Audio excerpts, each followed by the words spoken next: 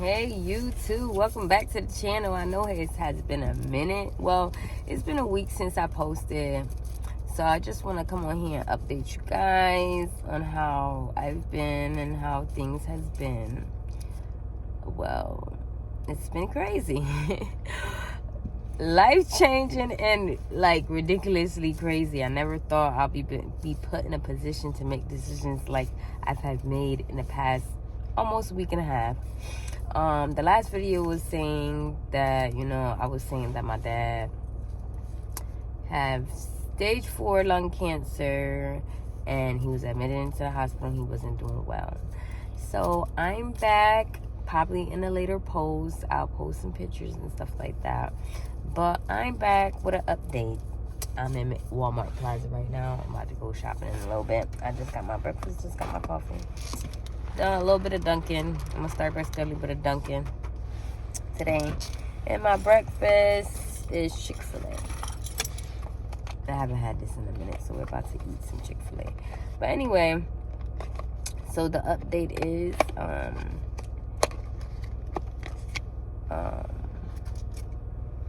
we went to Florida, and I'm gonna be so transparent.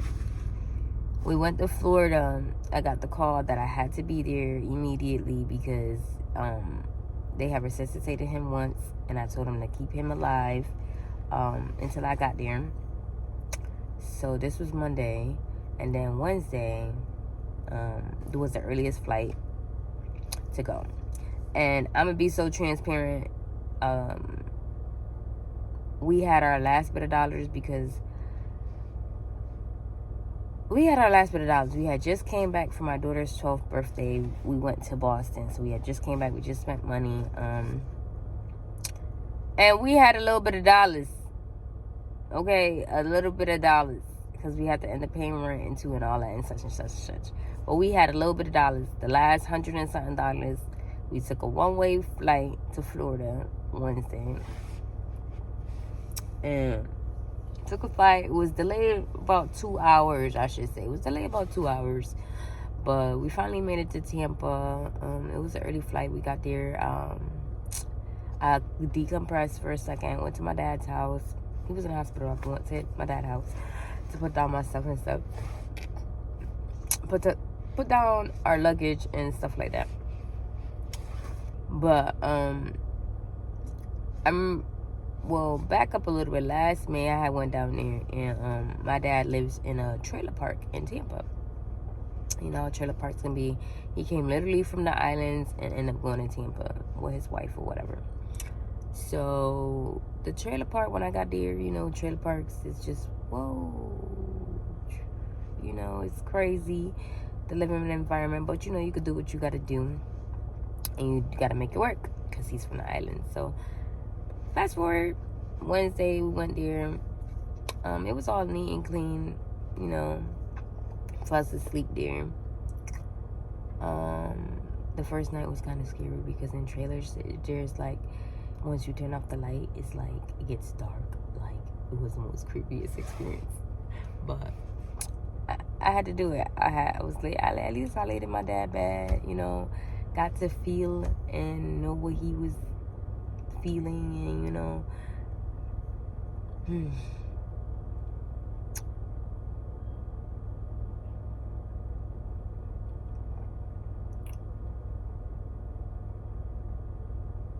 And I said I wasn't gonna cry in this video. I said I wasn't gonna cry because past week and a half, it's just been so hard. It's just been so fucking hard. So hard. It's been so hard, but it's okay.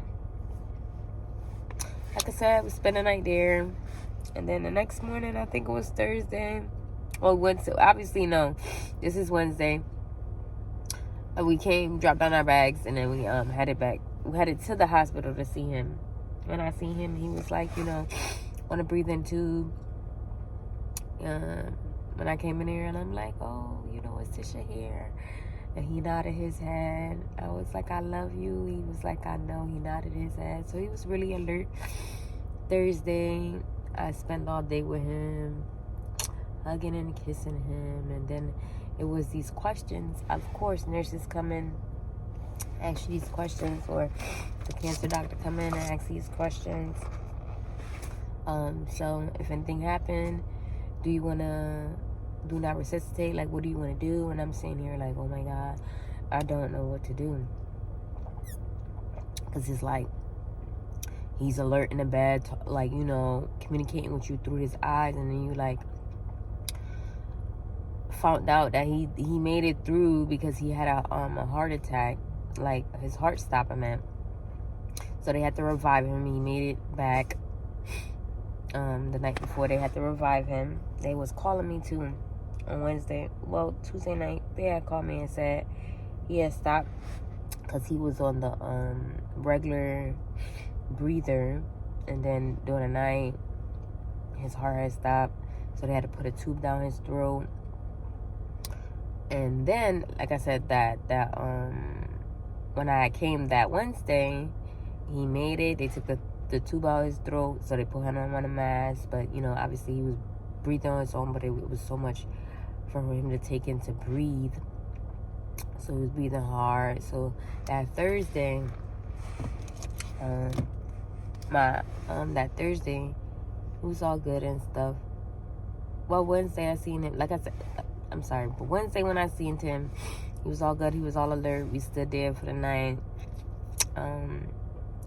One of his, I think his right hand couldn't move because obviously the cancer went in his brain. But, you know, the neurologist had came in and was like, you know, he's moving other things. So he moved basically his 2 feet and his left arm, but his right arm he couldn't move. He couldn't function with the right arm. And I think it was just what was going on with the brain and what was connecting. And I think it was after the whole heart had stopped and stuff had happened or whatever. So that night was good. We spent the night at the hospital, woke up, went to go get coffee. It's Thursday now. Went to go get coffee, ate a little bit. My cousins and my uncle had came down to see him, and you know, they came down to see him, and it was always those questions back to the nurse. So what are we gonna do? What are we gonna do? So they came down to see him. It was a good day. He was still doing well. He had the best nurse before he passed. One of the best nurses that changed him, turned him, did a whole lot. So as these days, Wednesday, Thursday, Friday, it was good, but Friday I had to make the decision where, basically Thursday I had to make the decision to do not resuscitate because my uncle was like, this is what he would have wanted. And I felt like this is what he would have wanted to. Like, do not resuscitate because it's so much, even my mom was telling me, it's so much bringing somebody back alive when they're doing CPR compressions and stuff like that. Their bones break. You know, it's so difficult to bring somebody back. So it's just like, I don't never want him to keep on going through something and they breaking something and all this other stuff. So that was I had placed, well, it was a do not resuscitate. I think that broke my heart so much.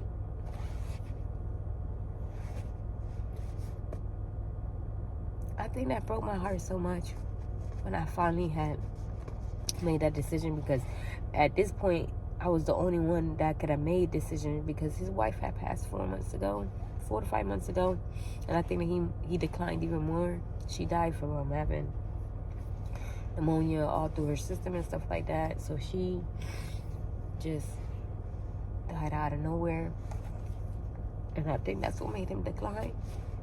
But that do not resuscitate had took me, I think I cried so hard because it's like you don't know. It's like you don't know when they're gonna pass, or you don't know of anything. So that really took me out. That really made me really fucking sad. And mind you, like, this is my first time ever fucking, excuse me, this is my first time ever having to make a decision like this. And it's so crazy because you go back and be like, you wish things could have been better. Not trying not to regret a lot of stuff. But our relationship wasn't bad. I just wish we connected a little bit more. Like, we talk here and there on the phone and stuff like that. But this year, since I seen him in May, I was like, okay, God was calling me to him. That's the crazy part about it, because it was just a calling over my life to do this. I swear, at every moment, through the whole process, every moment, it was just me. I was just called to do this. I'm really called to do this and make these decisions, because he had nobody and nobody else. And it's so crazy, because when you pass, and it's so crazy, I got the same sweater I had on when I made my last video. It's so crazy when you go on, it's just like, who do you have? What do you have? And all he had was his wife, and she was gone. And I do got a younger sister. She lives in St. Croix. I know she's pretty sad because she had to tell my dad bye before he passed, midnight, 12:14 in the morning, Saturday. Because Friday, it was just all, I finally decided for him to see if he could have made it to hospice. He got approved for hospice because of his condition. And they was wanting to see if he could go off the breathing tube to make it to hospice, but it wasn't a sure thing. So I just was like, after a while, that Friday, it was the moment I decided to make him go to comfort measures. And comfort measures is like taking him off the breathing tube that was making him stay alive, and put that regular breathing thing, and just give him pain medication, and just make him comfortable as possible until he passed. I think this is probably like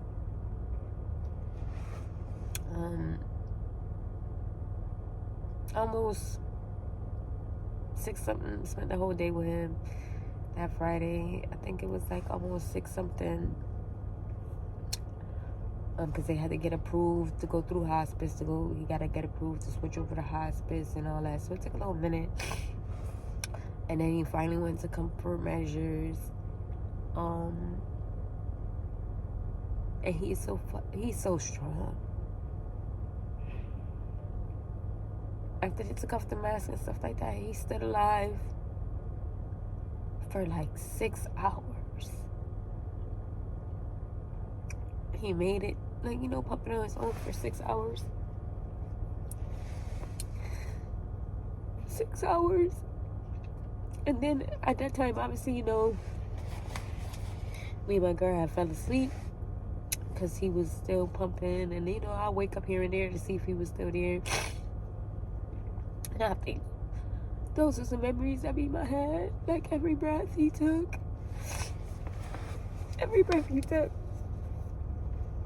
Literally every breath he took.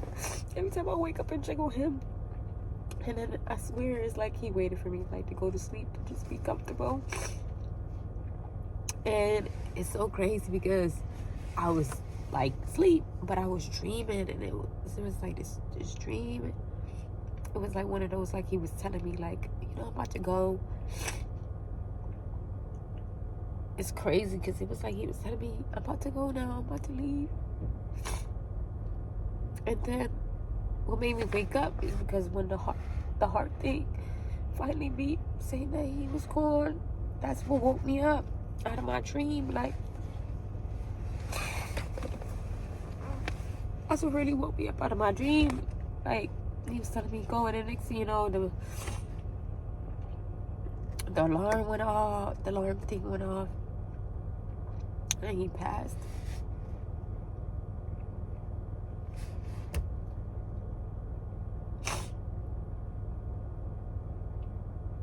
He passed. They came in, checked his heartbeat.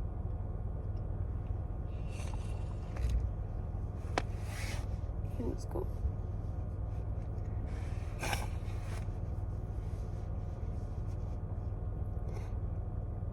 It was truly my last time ever seeing him. so glad I went. I'm so happy that I made his final days something worth something, because he is something. And he's so strong. And he made me strong. Although I'm just still really hurt, it's fresh, of course. I know people like, everybody just kept on saying, damn, you strong, couldn't be me. And I'm like, I'm strong, but inside, internally, it's gonna mess me up. But I stay with God on my side. I always come to him. People show me so much love. Been showing me love. It's been days I just break down. It's been days I try to ignore my feelings. It's been days I feel so confused and lost. It's been days I just try to keep it together, because I don't want to break down. I don't want to be in depression state. I don't want to feel like can't move, can't do nothing.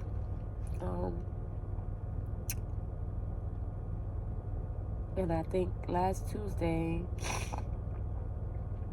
after he passed, I think the next day I stood around. My girl had ended up flying back because she had to be with the kids. And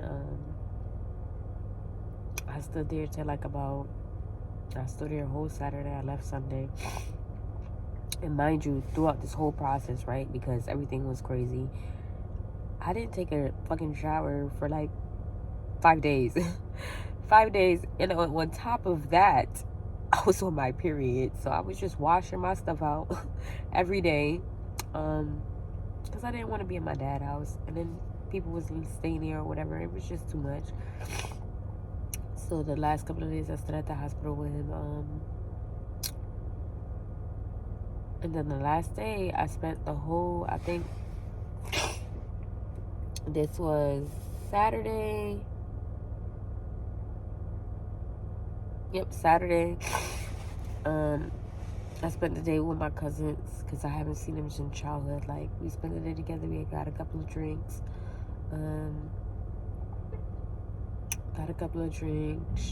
She brought me to the airport because I didn't want to go back to my dad's house. My wife had left. My dad had passed, so I didn't want to go back there and spend the night for the last night. So basically, I got dropped off at the airport like 5 something.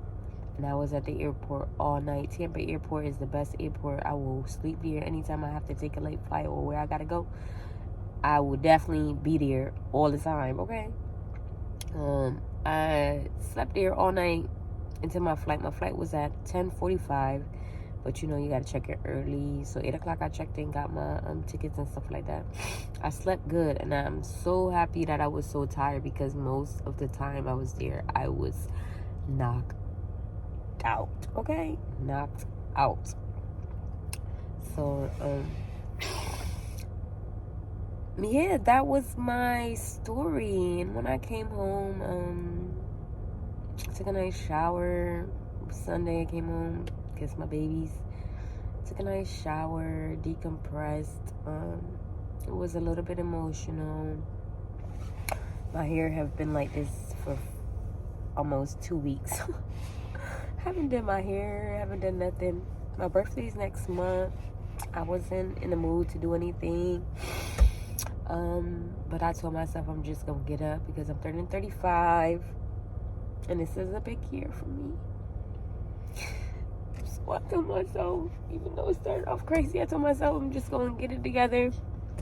I had ordered my birthday dress sometime, like I think like last week or the week before, with the little money I had for my check. Cause girl, the money been tight. If anybody, the shit been tight. It's been real. But went back to work this past week to go back to work, and I had to go back to work because I need to make money. I do nails, so it's like, you don't got no clients, you don't get the money. So I went back, and this week has been good. I've been blessed. I'm about to pay my car note today. I'm excited about that. Pay my car note and pay my rest of my bills and pick up some stuff for the house, to clean the house today. I'm gonna wash my hair. I'm supposed to be going to get it braided I'm an appointment for like February 8th to go get it braided because I ain't gonna keep on getting my hair done. I be looking good though. I be looking real good with my straight haircut.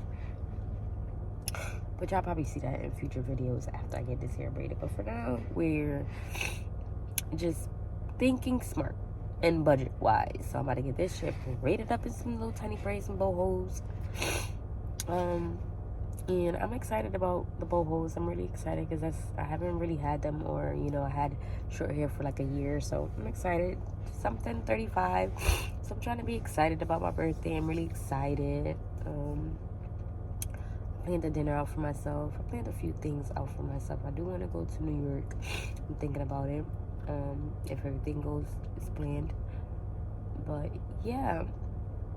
And thank you guys for tuning in. I was a sucker, but I knew I was gonna cry because I just had to like let it out, keep on letting it out. It's all about releasing. It's all about letting go and healing and taking it day by day and just doing the best you can do for yourself. You know, if anybody's going through this or lost a parent or had to, you know, lay them to rest in a way that you never thought, I just give prayers to you guys, sending prayers and hugs. Even if it was 5 years, 2 years recent, it doesn't matter, because losing a parent is very hurtful. And I'm glad I've experienced this because it set me up for the whole rest of my life. And one thing, God never fails. He teaches you lessons, he gives you blessings, and he never fails. And when you call on him, he's always there, no matter what. And he's the only one that keep me going. Whoever your higher self is, whoever you pray to, whoever you know. But he keep me going. And I'm so blessed to be here. I'm so blessed I could be able to tell my story and come on here and be so transparent. And don't forget to like, subscribe, and ring that bell. Put all post notifications on. I'll be posting on here more. I just wanted to come back and actually keep you guys updated on what I have been going on with myself. I was like, let me just wait. But, you know, it ain't no wait. It's a go time, you know? And somebody can watch this video and know that everything is going to be all right. And God going to set you up the way you need to be. Keep on praying. Keep on working. Have faith, that crazy faith. Don't let nothing stop you. Don't even let yourself stop you from what you need to do. Follow your dreams. Life is too short to be unhappy. And see you in the next video. Peace.